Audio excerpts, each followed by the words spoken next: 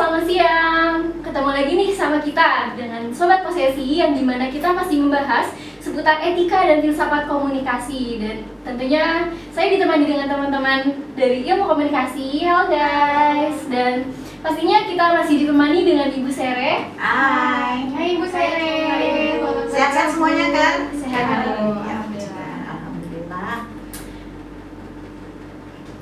Oke guys, jadi mumpung kita ditemani sama Ibu Sere juga nih Bu, saya mau ngajak kalian semua untuk kita kupas tajam suatu kasus yang benar-benar lagi viral kemarin-kemarin itu dan banyak banget diperbincangkan sama orang-orang sekitar kita, tentunya kita pasti tahu. Di media juga ya, sudah banyak banget. Ya, betul.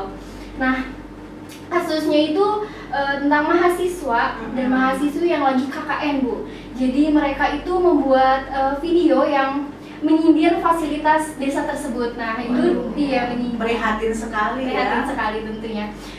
Di situ terlihat bagaimana reaksi-reaksi masyarakat tersebut hingga kita sebagai pengguna media sosial juga ikut menanggapi hal tersebut. Nah, menurut teman-teman dan Ibu, bagaimana nih pandangannya terhadap mahasiswa dan mahasiswi yang KKN, tetapi mereka tidak membawa nilai etika komunikasi dalam menjalankan KKN tersebut?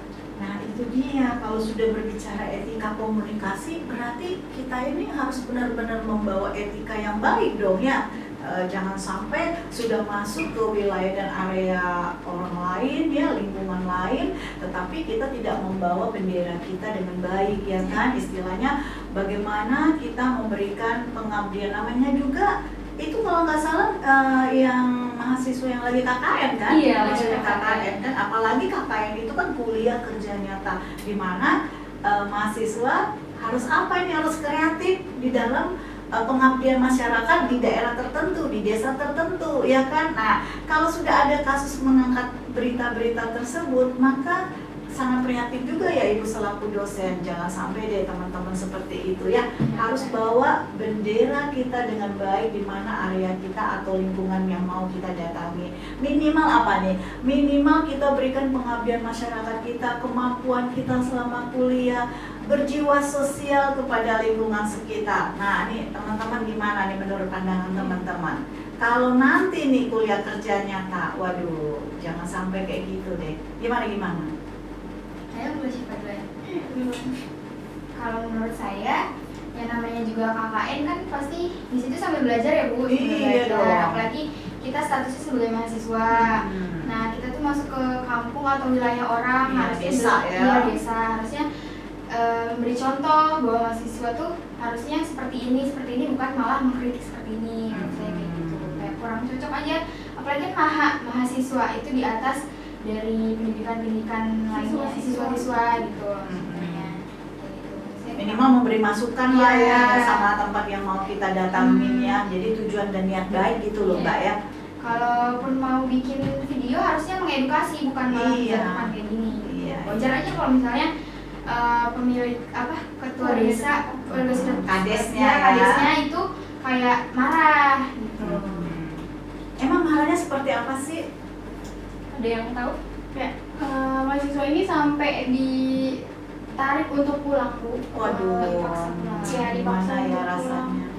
Karena memang mungkin kecewa sih pasti kan sebagai warga desa. Karena kan kita berharapnya mahasiswa yang KKN di desa kita ini ngasih sesuatu yang positif untuk desa, ngasih nilai-nilai positif, membangun desa kan, kebaikan. bukan malah menjatuhkan, malah Iya. membuat konten-konten yang seharusnya nggak dilakuin sama mahasiswa gitu. Iya.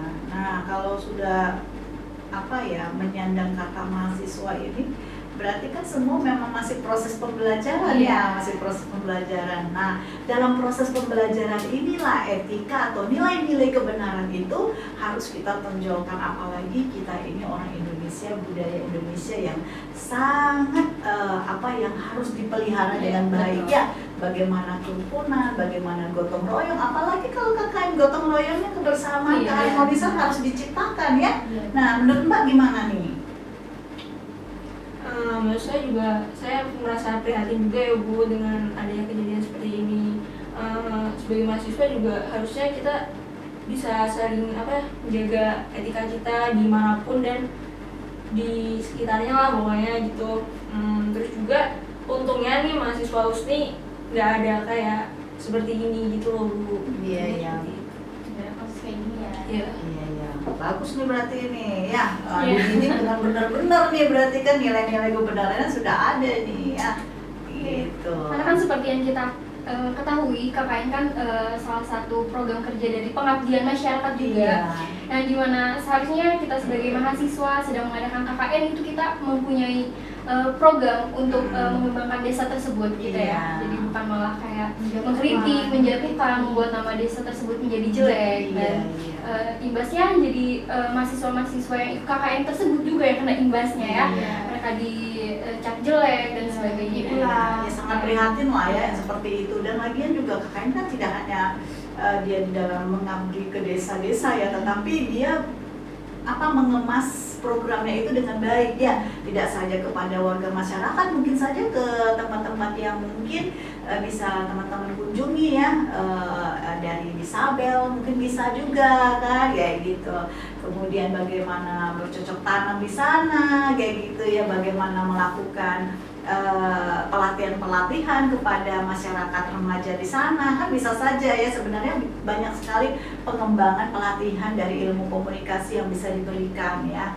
Nah, ini Ibu berharap teman-teman mari coba kita tanamkan etika komunikasi kita dengan baik, karena kita adalah dari mahasiswa ilmu komunikasi. Dan kalau sudah menjadi mahasiswa ilmu komunikasi, maka harus menjadi apa?